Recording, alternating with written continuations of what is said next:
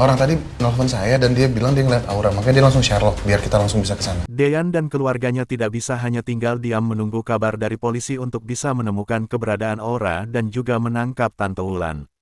Karena ketika polisi ingin menjemput paksa Tante Wulan di rumahnya, mereka tidak menemukan Tante Wulan dan juga Hani.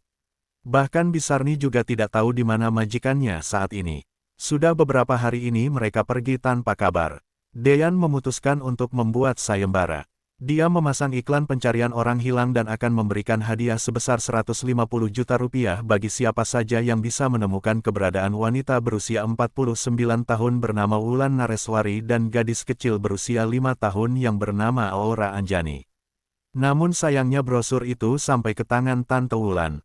Tante Wulan dan Hani pun semakin berhati-hati dalam bergerak. Dean dan keluarganya akan semakin sulit menemukan keberadaan Tante Wulan, Hani dan juga Aura. Tapi Dean sedikit mendapatkan angin segar. Seorang warga menelpon Dean dan menyampaikan kalau mereka melihat wanita dan anak kecil yang sama persis seperti di brosur. Mereka sudah sarelok pada Dean. Dean dan Tias bergegas menuju lokasi yang telah disarelok oleh si penelpon. Bel, kamu tuh lama banget, gak usah kamu tahu. Lalu kemudian Gino kembali menjebak Hani. Dengan masih menggunakan handphone Abel, Gino meminta Hani untuk datang ke restoran.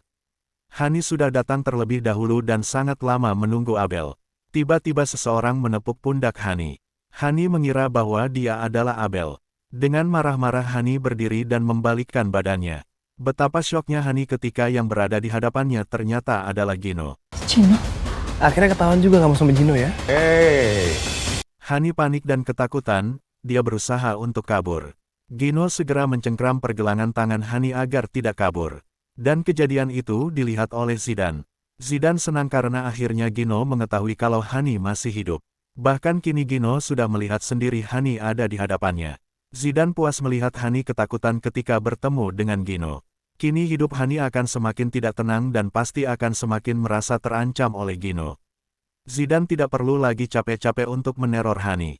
Apakah yang akan dilakukan oleh Gino kepada Hani?